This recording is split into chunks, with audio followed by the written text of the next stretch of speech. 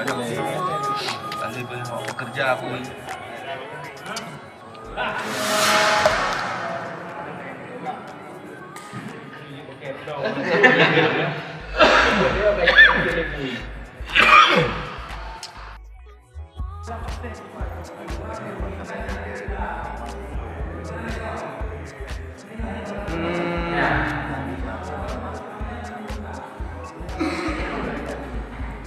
Kira-kira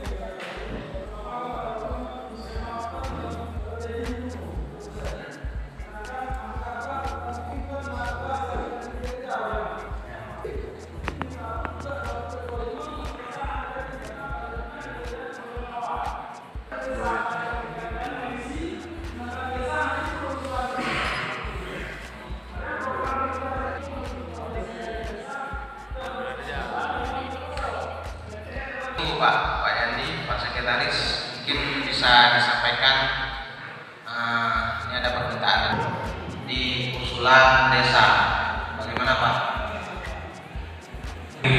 Rekan kami dari Banjarbaru mengenai jalur. Nah, mungkin dapat dibayangkan bahwa jumlah usulan yang akan diverifikasi itu jumlahnya cukup memperkirakan butuh upaya yang pamu juga pamu dari apa yang akan menjadi intervensinya gitu.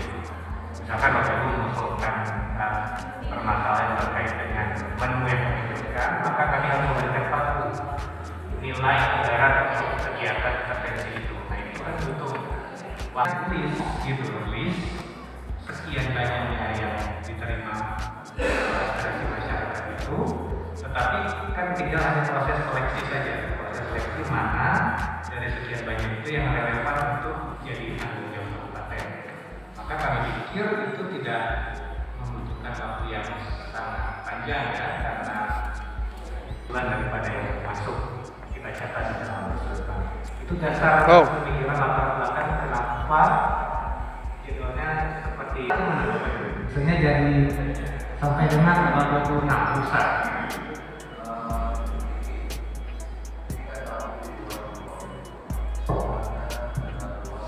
Di desa dan di lokal desa itu memang untuk memverifikasi hasil KPM penerima manfaat BLT saja itu sampai sekarang belum Pak, karena itu sampai kejar-kejar kata untuk pencairan di nama-nama.